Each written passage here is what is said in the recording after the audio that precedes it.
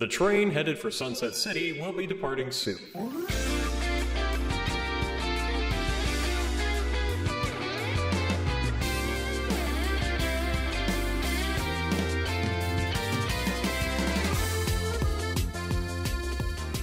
Hello everyone, and welcome to Sunset City, where you either have to go fast or you have to blast your ass. And I only say that because I just got off the toilet. Anyway, today, I am joined by the eldritch abomination that keeps me up at night, also known as Channel Pup. Hello.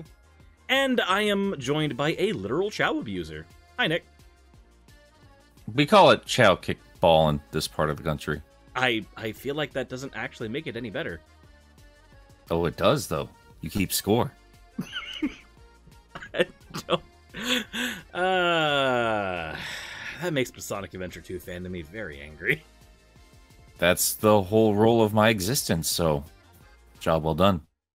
You know what? I can't wait until those videos come out on your channel, because there's going to be a literal dumpster fire.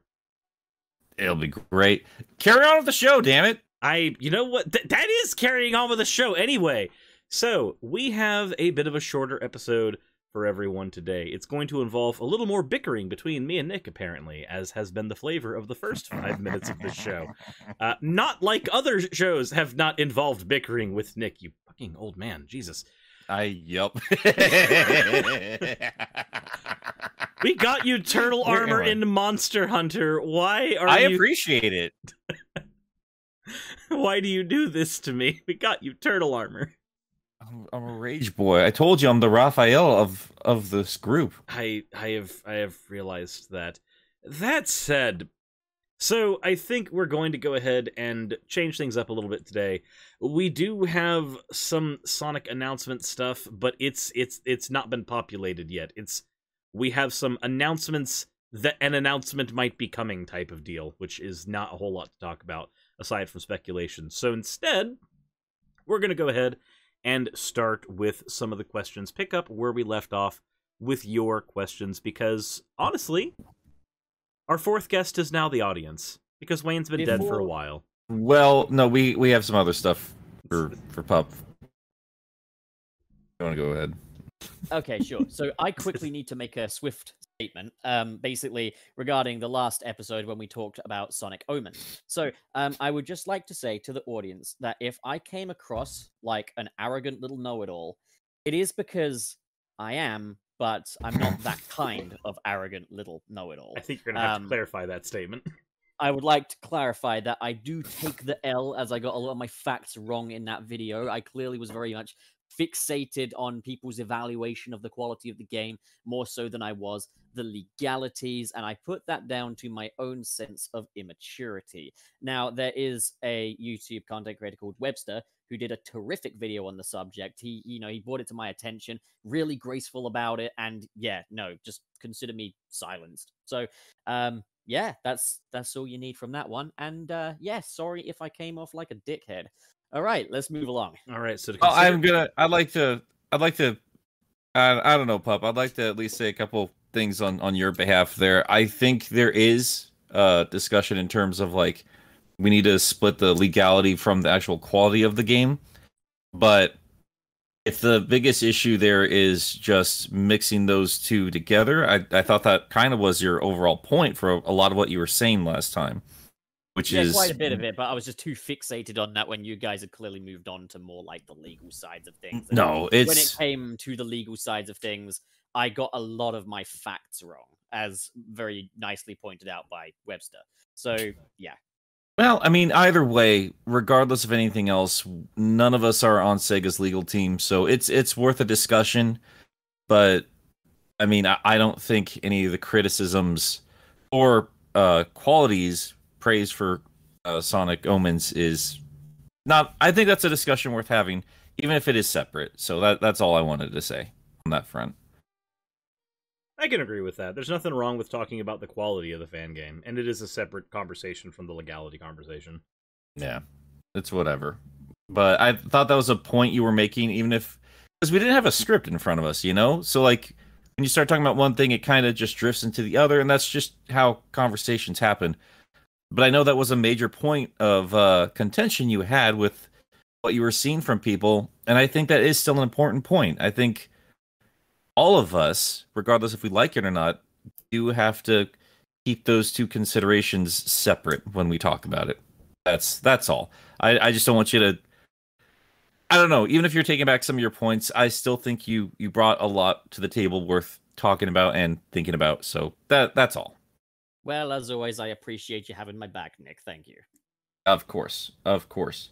I do have a couple things to add to our show before we jump into anything else. I've been chatting with a couple of folks about hopping on here for being our fourth guests for single issues. You can tell I've been working on my speed reading episodes. So we're probably gonna have some guests sooner rather than later, and I'm really excited to bring them on because at least a couple of, well, I've only talked with two if I'm honest so far, but they're both people I've always wanted to sit down and chat with. So I think you guys are gonna be super happy about it.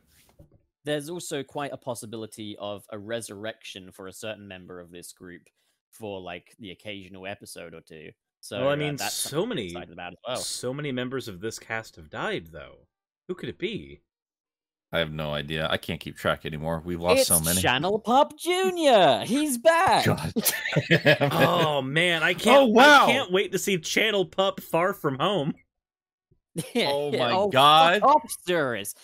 Just a quick note: Venom v Carnage. That looks okay, doesn't it? Okay. Anyway, Jesus let's move along Christ. from that. Oh man. All right. See, Well, you go ahead, Suris. I was gonna say this is what. See, so everybody knows we go into this essentially very off the cuff, very much.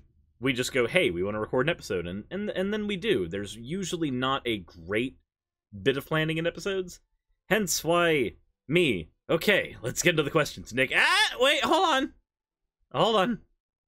Go a little too fast. Aside from the piss, we What don't even is have this notes, train do we? wreck? No, we don't have anything to talk about. Suris, you were saying that there is a little bit of news or something, or like rumors of news coming soon. What were you talking about? There was a post that I saw, and I'm trying to pull it up right now. But the post basically went that there's, oh, Twitter, I hate you so much. I was pulling Get it it up. together, Suris. I was Fucking literally robot. scrolling up to the post, and then Twitter refreshed, and now it's gone. Oh, I hate that. I wish it would ask consent before doing that. Basically, Oh my God, Pop. What? I don't know. What? I don't know. I'll say that. Come on. That one's Get your mind out of the fine. gutter. That one's fine, Nick. Can you Oh guys my tell we He doesn't had a trust me. whole 10 minutes of planning before we started? Guys, let's do it. Let's do it today. We Wait. got to get this episode done. Wait, did we have 10 minutes of... I feel like that's very No. generous. It's very generous. We have a very limited amount of time for this episode, and like we kind of skipped a lot of the prep. And I we are think wasting so much of it right now. Okay, so essentially, Chris? Pup, if you would shut the fuck up, I could get to my point. Well, go on then. Get going. Come on. So the post that I'd found earlier basically was announcing that there would be an announcement soon from Sega of Japan, but I, again, cannot find it because Twitter hates me. Though there is one thing that I wanted to say before we get into questions, actually. If you have been paying attention to what's been going on within the Sonic fandom, there is a lot of Pirate Sonic going around right now. Like... That's true. I've just been seeing it. It was like yesterday I woke up and suddenly everybody was drawing Pirate Sonic, and a lot of the artwork is honestly really good. So I'm wondering how long people have been planning this. It's because of a Sonic Forces Speed Battle update or something that adds pirate costumes for Sonic and Shadow, if I'm not mistaken. Yeah, I And heard. as well I as heard that a new popped in. Vector skin. So Vector's getting a lot of love recently. So that's quite interesting. I just Gonna cover ourselves in gator skin a lot these days. Awesome. Literally, the fact that they revived a dead game from a dead franchise just to put Vector in it, like, yeah, was but Sonic. but we also found out why it had to do with the DVD tie-in, so it still makes sense. All I'm saying is Vector he's got it good going right now. Maybe that's a hint. The next game will be a Vector game. His religiosity is paying off for sure. He's brought back to life. Our Christian Gator. Yeah, he's the one. He's Vector the crocodile. He died. Sonic Boom died for your sins. He died, and then 3 years later, he came back. He really, truly did. And I just wanted to say that it is always amazing to me how quickly the Sonic fandom grafts onto a new idea and then just starts running with it. Yeah, dude, they turn around art so alarmingly quick. It's ridiculous. Well, it's very much, in theme, isn't it? They get on it fast, and then they run with it. Anyway. So, Pup, you know what I said about I don't want to see you as a parent? Never mind. You literally have an honorary dad joke card. You're fine. You can do it. Go. Yeah, that's a thing he said to me, by the way, guys, audience. He said he doesn't ever want to see me become a parent. That's part of our planning process for the show, guys. It's the thing is, though, is that neither of them are kidding. They're really not. Okay. Carry on. Questions and answers. So, first of all, we have... All right, wow, that makes it sound very matter-of-fact and assholey. I am sorry. Just get on with it! So, first, from Blue, we have a question that says, what is the most difficult Sonic game you three have played, and why is it Sonic 2 for the Game Gear? I have nothing to add. It literally is Sonic 2 for the Game Gear. Although, Sonic Blast, just because of Blue Marine, like I couldn't get through that. I'm wondering if that's the case for me too. I've not beaten every single Sonic game, so I'm worried the worst is yet to come. Fraud. So, I have honestly only played one Game Gear Sonic game, and that's the one that I had to go through for the video with Nick with Silver Sonic. So I'm kind of in the same ballpark as Nick here. Like, that is probably one of the most frustrating Sonic games I've played, and I've literally never beaten a single Sonic game on the Game Gear. So Really? Yeah, I haven't either. Me and no, that's not true. Spinball. I did that. I did that for portable. See, I've never beaten any of them. I didn't really properly dive into any 8-bit Sonic games until recently when I did a little live stream with Tom Toilets, where we basically together played a few Game Gear ones. And Sonic 2, I got pretty deep into it, but I decided not to go further after a certain point. And Blue Marine defeated me. At that point, I never wanted to play a single 8-bit game ever again. So that's my chronicle, my Sonic chronicle, The Dark Brotherhood. I can't wait to hear those awesome remixes of Sonic songs in that game. Aren't they just great, guys? I introduce you to that? Yes, you did. And I am forever grateful. I'm going to say this, though. I will talk about the ones I have beaten, at least. I definitely wanted to rage quit 06. I thought, with my first time through it, way back in 2006, I thought the ball puzzle on Silver's End drove me a little bit crazy. Did you not know about the glitch to bypass that? Because I just did that. I didn't in 2006, certainly not. I also feel like that shouldn't factor in. Yeah, I played in 2010, so I didn't really have to worry about that. No, I mean, anytime I think I accidentally came across it on my second playthrough, which was just a few years ago, I want to say. Because I remember getting through and like, this isn't challenging at all. What the hell happened? So I wonder if I accidentally did, because I think I just tried to do something stupid instead of the way it wanted me to do it, which is a lot of that game. And I would also say Sonic Adventure 2 is definitely... that was definitely a turn off for me back when it came out in I think that was 2000, 2001 as well, for the Dreamcast. For sure, for me, like getting through it, you can get through it, but like trying to get all the emblems and everything, like trying to 100% that game becomes a taxing chore. Oh yeah, 100%ing it, I agree with. Guy. Yeah, but I'm not really about 100% in things. I have only ever 100 in the Sonic series. I've only ever gotten the closest thing to 100% was me getting all A ranks for Rouge the Bat and Sonic Adventure 2 Battle for I was 12-year-old reasons. Of course you did. Ah, okay, yeah, as you say. Yep. The only Sonic game I think I've really 100%ed, unless you count getting all the emeralds in like the classics, because I've done that. But the one that I 100% that was a modern game was Generations. So that's the only modern Sonic game I've 100%ed. I think that's the same for me. I don't even know if I've done that, honestly. I don't know if I've gotten every simple one to 100% as well. Like the goal was pretty clear in that.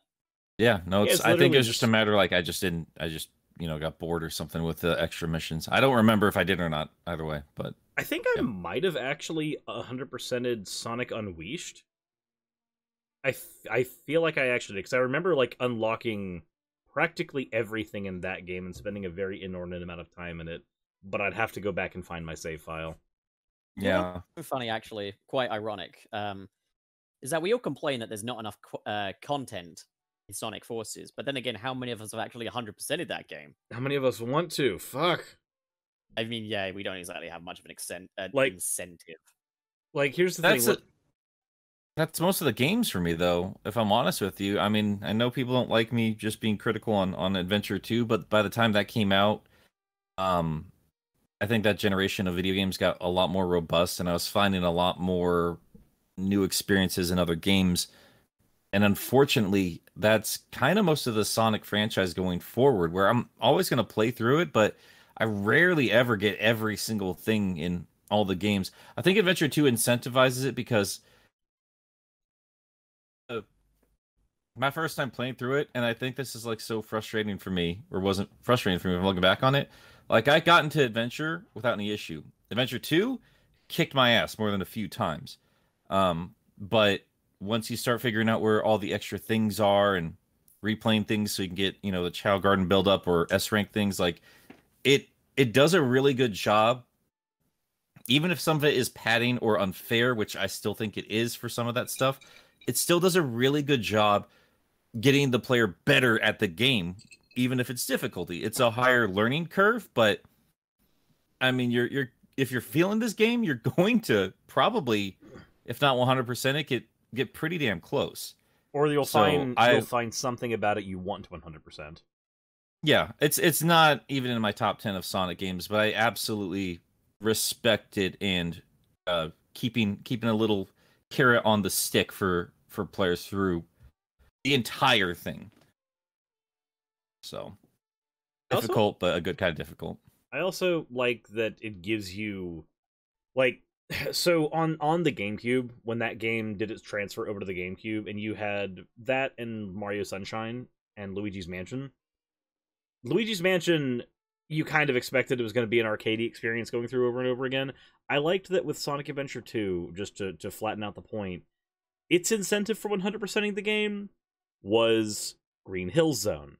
In comparison, Mario Sunshine, as much as I love that game, its incentive for completing the game was a postcard.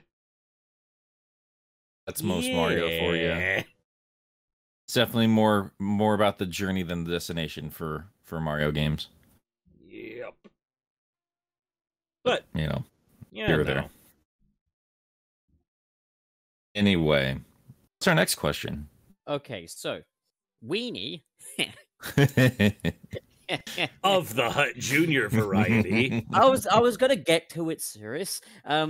Do you think Sonic will try his hand at multiple playstyles ever again? If so, who or what would you like to see? Who wants to start this one? I definitely think he will. Sonic has always had a multiple playstyle kind of approach to things, be it changing things up completely every time you go into a special zone, or having a freaking pinball game that you can play on the side. It's from the get-go, multiple playstyles in some way, shape, or form have been baked into that franchise. How well executed they are certainly is up for debate in certain games, but it's kind of always been a thing. So I definitely see it coming back. I don't know if I'd count the... I know what you mean. I don't know if I'd personally count the special stages as a... It's technically a different playstyle, but it's not like the core experience you absolutely need to do to beat the game. It's just a nice bonus that whatever. I'm just getting in the weeds there. But yeah, I don't disagree with the overall point. Like, there's always been multiple playstyles. That's the case. Every single boost game has a secondary playstyle. I mean, it's Except for colors, although the wisps, I guess, count, don't they? no, no, they Whisper don't. more You got a good power-ups. point. Yeah, you got a point there, Pup. Even then, I could listen to the argument that the block style 2D platforming is so divorced from the boost gameplay that it could technically potentially count as a secondary playstyle. Yeah, I wouldn't argue with that. I mean, that's, again, we're getting into the weeds there, but I'd say overall there have always been the modern games, or at least when you went 3D, that's always been the case. Whether or not they hand it off to different characters, I think we will. I think the fact that we got the shadow skin and we got the create a character is signs of that. Whether or not they keep boost around is what I'm curious about more than anything else. But I think they will. I don't know if I want them back. I kind of feel like I just want good gameplay. So whatever it is, I don't really care if it comes back or not. Right now, I'd like to play other characters. I want them to play decently. So, I guess in terms of playstyles, I think a case has already been made for these. I would like to see Tails back as a playable character in Sonic games and have him do that whole racing Sonic thing. I think in many ways they kind of brought that back in Sonic Generations with the racing of the doppelganger. And as well as that, they even did the same with Knuckles in a way, with that treasure hunting level in Sky Sanctuary. And I think it made a case for bringing those playstyles back and refining them, but they just did it with Sonic. I'd be game to have those back, but with Knuckles, as I say, I'd like a very reliable Emerald Radar if we're doing the collection thing. I'm going to make the prerequisite here on the avatar, where I say, I know that, Nick, you're not big on the avatar because you don't really see much point of doing the whole self-insert Sonic is your best bud kind of thing. But I would say I'd be happy to have the avatar return in a way that hasn't got really much of an impact on the story this time. So it's not like your avatar is best friends with Sonic. You've just got the option to make your own character, because I had a lot of fun with the character creation and making the goofiest looking character I possibly could. So like, if they can refine that up so it controls a little better, I'm happy to have the avatar back. Yeah, I should clarify, like, that was kind of what I was getting at in the Forces video, where this is why it's so important that people sit through the whole thing, because yeah, I complained about that, but I also said basically that near the end of the video, where I thought it was a genius move. I'm considering the fan base and how creative they are and how much they love making their own characters. I thought it was a brilliant move, and if they don't utilize that system again, I think they're just leaving money on the table. Do I need it incorporated into a narrative? Not really. I think you'd still have to if you're bringing it back, but just because it's not my thing doesn't mean I think it's a bad idea.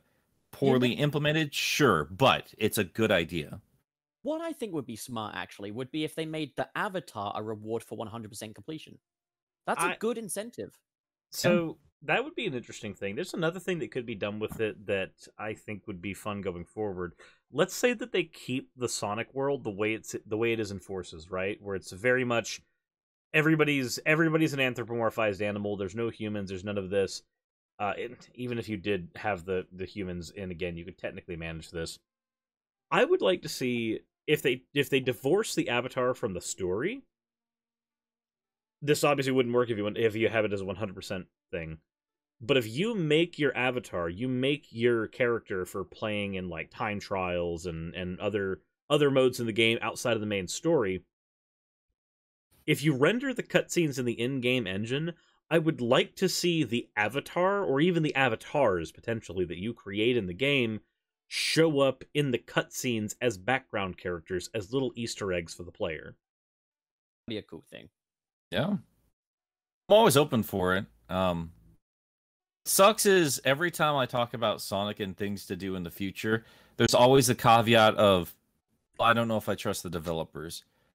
That sucks, because Sonic, even from the get-go, was always about trying something a little different and a little new. And I think that's a core part of the the Sonic experience. Where I do think they need to find their niche and kind of stick with it and refine it, but it doesn't mean we don't try something new and fun and expand out from there. I mean, I've said multiple times I want Knuckles in a 3D open world. Like him and Tails were, I don't know, either to make things a little bit easier or help out with exploring. And I like that in the third dimension. And I think it's a little embarrassing that you built these characters with like the core Sonic gameplay style, but with the extra added elements of being able to traverse the landscape on a more vertical plane. And they haven't utilized that, I think, to their best ability in the third dimension. They just kind of keep stripping out more and more of the 3D element. And I would like to see more of that. And I will argue it should be more explored with Sonic's cast than Sonic himself. So before we get to the next question, I just want to ask in advance, is there a chance that we've already answered this one in a previous installment? Potentially. I think we have, but I'm not sure. Well, we could briefly touch on it, though. We touched Like, on it, yeah. I don't think it's going to be that bad.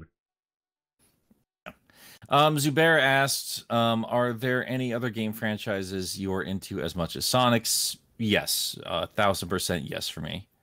If not more so with other games sometimes. I know for you, you've got a laundry list at least for Sega's catalog alone.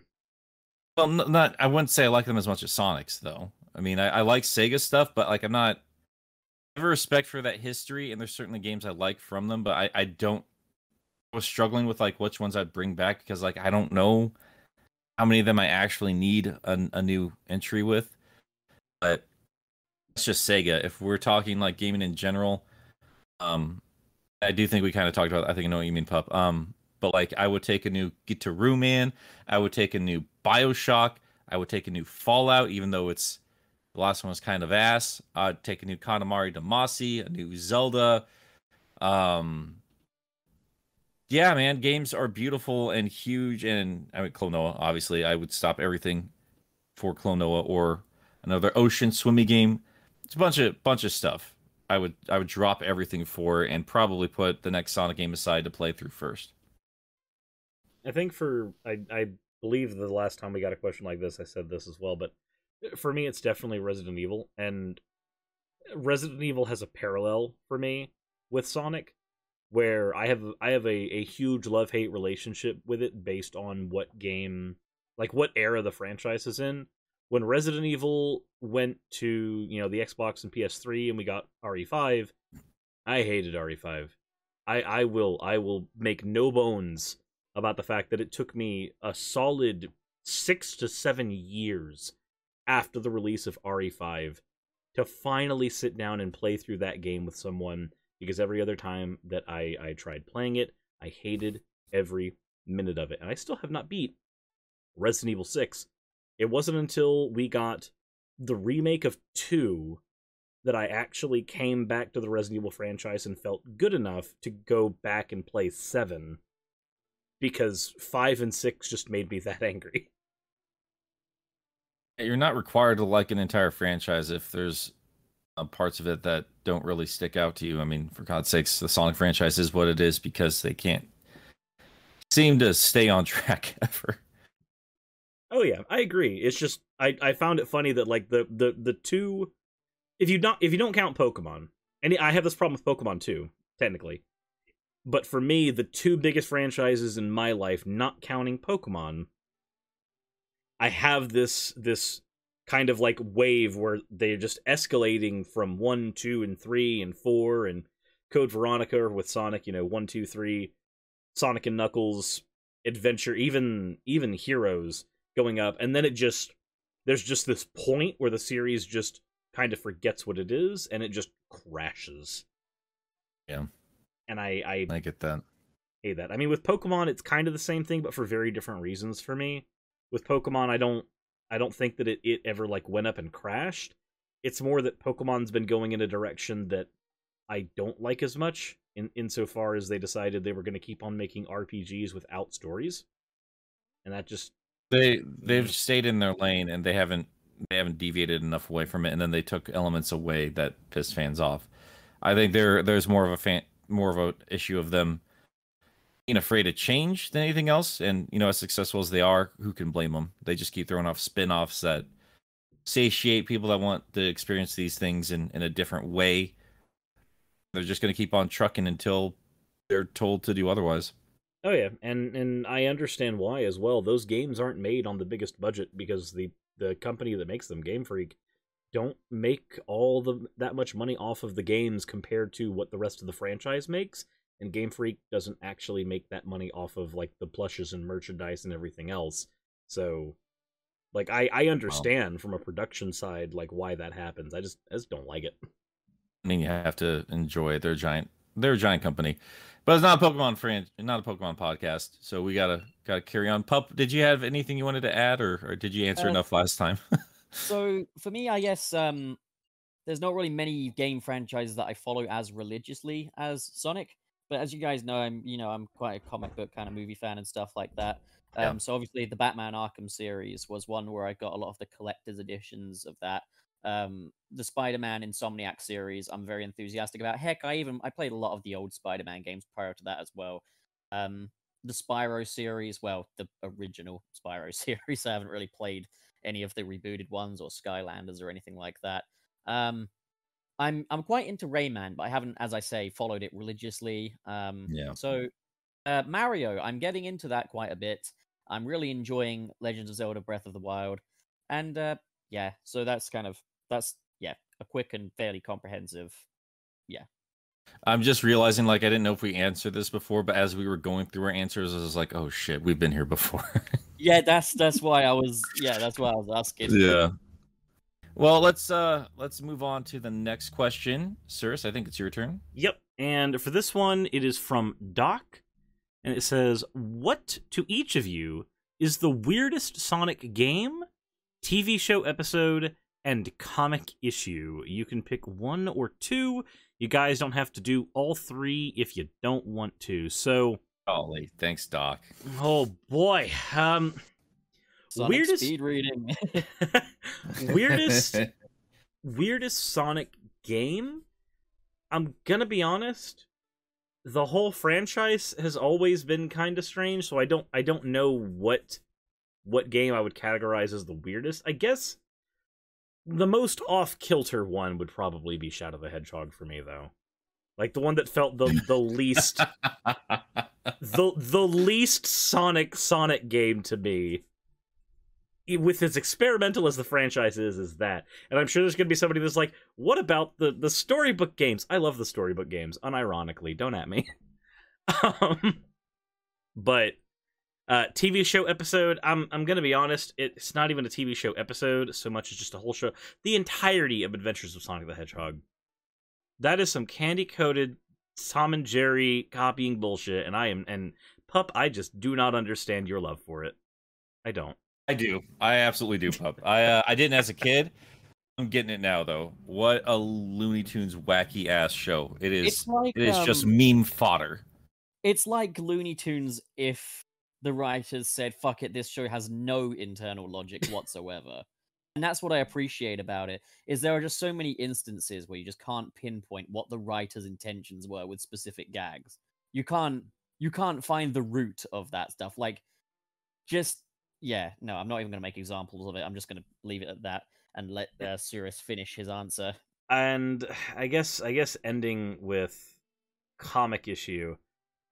So... If we're gonna take a trip down Archie comic memory lane, there's a lot of weird stuff that happens in that series. But I think one of the things, whenever this issue comes up, like on my streams, the thing that always comes up to my head, it might not be the weirdest thing in concept, but it's one of the weirdest things to think about, given that the character is a mascot character. The Mobius 40 Years in the Future series. When we have homeless Sonic. That's... Sonic has a home, usually? Yes, in that series, in Knothole, he does. He's got a fucking castle, that timeline.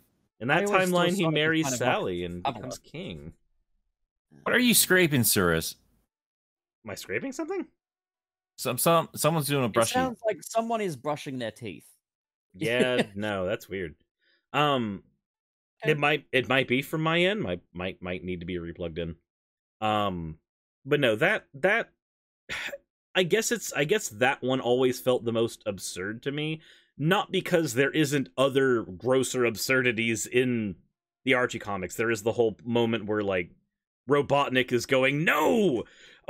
Not protest, not Protestants, protesters," from one of the earlier comics. Like there's some weird stuff in there, but conceptually, for a mascot character, homeless old man Sonic is just a weird thing for me to digest, even if it makes complete sense within the lore of the universe.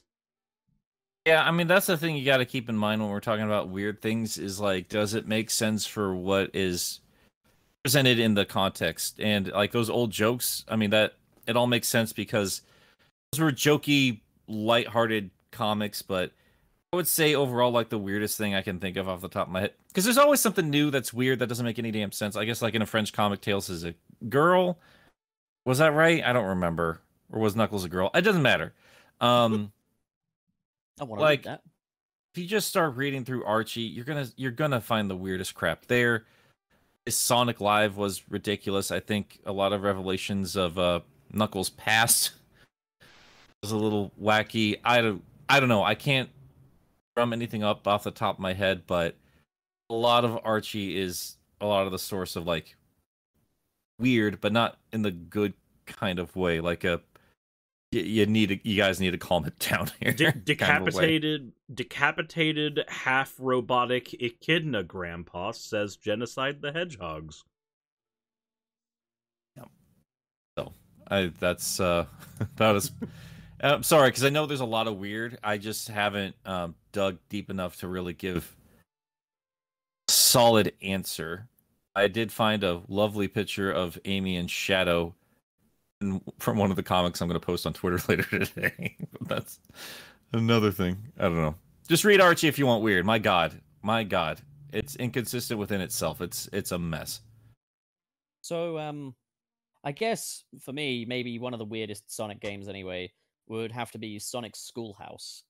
Just for how just why that is a strange game. For TV show, I can't pinpoint exactly an episode, but I would say for weirdest TV show, gotta be Sonic Underground. I've never really seen the appeal in Sonic singing a little song every episode, and the whole, brothers and sisters, and the whole thing of like Sonic kind of being a bit more of a narc, where Manic acts a bit more like Sonic would. But that's a whole other tangent. Comic issues, quite an interesting one, because I haven't really dove into the Sonic comics, but I can comment on a couple of little things. For starters, the weirdest Sonic comics you will read are the hentai comics from PAL Comics, so that's just that. The thing is, like, okay, so there's the UK Sonic comics by, I think, Fleetway, where Sonic is just needlessly verbally abusive towards Tails, and I actually love that. But it is weird and uncharacteristic. My first experience with Archie Sonic comics was Sonic v Tails, where they were caught up in the middle of some kind of conflict, and someone's dad went to jail, and Sonic hooked up with Fiona the Fox, who was actually Tails' crush, and the two fought it out, and it ends with the two crying in each other's arms. It's like, coming from the Sonic games and stuff like that, it was like quite a departure for me, and it definitely didn't compel me to pick up any more Archie Sonic comics, that's for sure. But yeah, those are my kind of opinions on that. I'm gonna skip ahead for a lot of these because a lot of these have absolutely nothing to do with Sonic or their jokes or something or the other. We can get back to them when we can get back to them, but this is gonna be my last question. Then I'm gonna have to bounce out, and you guys do as you wish from there. I'm gonna ask this one from Blur Zapper because I thought this was a really good question. If a new Sonic stage was added into Super Smash Bros. Ultimate, what zone, gimmicks, and hazards from the games would you want? Well, Nick, what would you want? Anybody play Smash Brothers? I play Smash Brothers. I think my knee-jerk reaction and this is always my safe place, would be Angel Island. I think that, or I don't know. I keep thinking of like the background to the final fight between Super Mecha Sonic and Knuckles. I think I'd like that. Or just make the floating island just like a stage within itself. I mean, yeah, the scaling is going to be off hideously, but I think I'd be happy with a floating island. I've got a Pup. How short is your answer to this? Because I've got a list, and I hate this. Okay, so I was just gonna. Okay, I'll quickly go into mine. I've always thought it was kind of redundant that they had Windy Hill and Green Hill in the same game. They're Oh basically yeah. the same. Oh, yeah. Yeah.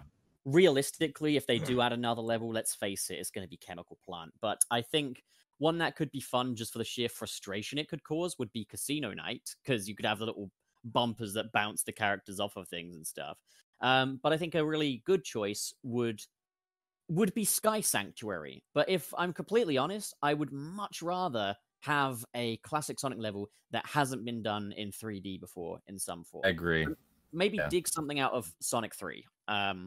Because the rest of it is very much beaten track at this point. So, I'd say there's a Pokemon level in Ultimate that kind of looks like Hydro City to me. The Pokemon Elite area where they have like way too many hazards and actually literally running water in a section there. That makes me think of Hydrocity. See, I always jump between the two just to bother people. it's going to be somebody in the comment section. Nick said Hydro City. I don't like that. And then play just a little bit further, and they'll just realize they've already written their YouTube comment. There you go.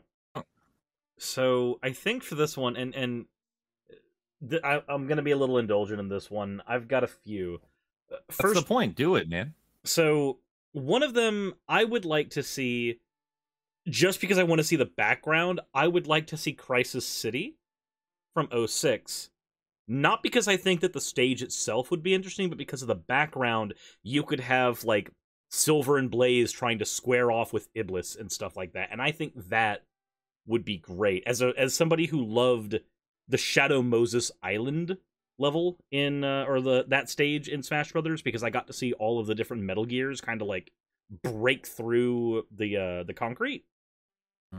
That idea is great for me. Now, as far as a level that would be interesting to actually play on, I would like to see Egg Fleet from Sonic Heroes. It's one of my favorite Act 1s of any, like, final area of a Sonic game. I think that it's just one of the most upbeat, energetic, almost triumphant attempts to go toe-to-toe with Eggman. But from a gameplay perspective, there's levels in Smash Brothers like Big Blue, for instance, where you're having to constantly hop platforms in order to survive, and I think Egg Fleet would actually fit that style of level very well, where you're having to constantly battle on various bits of the Egg Fleet, and you might not have as many hazards as far as like the robot shooting you or anything that happen in the level, but you can definitely have the various different ships that exist in that level, and you're having to essentially scale across them as you're fighting. While that's certainly a horrible level if you're a competitive Smash player, if you're a competitive Smash player, you turn levels like that off anyway, so it really doesn't affect you. Those would be two of mine. I mean, I agree with Pup, though. If we were to get another one, we're probably going to get a Chemical Plant Zone, because, oh boy, they've been sucking the Chemical Plant heat lately. Yeah. I'd say Egg Fleet. I think that Sega themselves even underplays just how iconic that's become for more 3D Sonic era. Sonic jumping between all these flying ships is such a cool idea. And you could have like Metal Overlord like wrecking shit in the background on occasion. Because those are one of the it's the moving spectacle levels that do get tedious after a while, but it'd be fun to watch for sure. If you want something along those lines, I would be game for they could do like a center of the Earth one with Dark Gaia in the background creating obstacles, and you could be fighting on like a floating bit of Earth rubble or something. I'd actually like that as well, because you've got the non-supersonic sections of Unleashed when you're fighting Dark Gaia, where you're essentially having to platform around to get to his eyes. Exactly. You could be doing that. On chip. Yeah, you could be doing it on chip. Or they could also one thing they could do, which could be like a seasonal thing for Halloween or something, Pumpkin Hill. I think Pumpkin Hill is just a great aesthetic in general. I'm always happy to see that in whatever form it ever takes. So I hope it comes back some way, somehow. But I can definitely get on board with Eggman Land. I maybe I'm spoiled for playing a lot of the Wii version of Unleashed, but that version of Eggman Land is incredibly fun, and I would love to have just like a Sonic level where you're just running through Eggman's factory. I mean, I'd say that the next gen version of Eggman Land is also a lot of fun. They're both really well designed final level bouts. That's what I'll say. Sorry, Nick, I just interrupted you. Oh, you're fine. I have not played through them myself, confessionally. Like I said, I've only played a few hours of Unleashed, so I'm excited to go back to it. But I've always been a fan of a carnival aesthetic, so if they didn't bring back like Carnival Night, for instance, which would be another choice of mine, bring barrels into the level itself. But outside of that, I think Eggman Land, like if you brought Eggman in as a playable character, I think you'd have to figure out what his stage would be. And instead of just another robot factory, I think it'd be fun to bring in his more unique, crazy aesthetic that he brings into his bases, which is, here's a horrible nightmare metal world, but also I've got carousels because fuck you. What are you going to do about it? I think it'd be fun. Eggman is the type of villain who you don't expect to have a strict cardio regimen, but according to Rouge, he did have one. I always wanted to make a little webcomic of like Sonic and Tails like standing around Chemical Plant, just like talking to themselves like, hey, why do you think Robotnik builds all these loops? Like it's just so easy to roll through this stuff. Like what's the purpose to him? Then it cuts to Eggman in nothing but a Speedo, just getting all oiled up, and then just tucking into a ball and just that's how it gets through his. Ooh, Sonic, look at these loop-de-loops. I can slide for days. I just think I have not figured out how to condense that into a quick little comic. Otherwise, I would have drawn it by now. But yeah, anyone listening to the podcast, now you know. When you finally see that Nightmare Fuel on Twitter, you'll know. So basically, the reason there's a lot of loops in Sonic stages, and the reason why a lot of these stages feel like they're tailored towards Sonic, is because like there are these bees with the power to manipulate paths for Sonic as well as the ring. I just know that people will be disappointed if I don't bring this up, so let me just force it in there. Okay, on to the next subject. So what you're saying is Sonic forced it in? What I'm saying is I'm running out of reasons to use bee theory, but I know people want me to do it, so I'm just going to do it. All right. Well, that's going to have to do it for me, guys. If you want to keep going, that's up to you. We have some more specific questions for you guys in there if you wanted, but I've got to get going to work. Such is the way of reality for YouTubers. We don't get to do this for a living most of the time. You should definitely subscribe to the podcast and also to Nick's channel, Game Apologist, so that he can finally leave his freaking day job. Don't forget to visit the Patreon so that he can feed the tortoise in the basement. And it's in my backyard.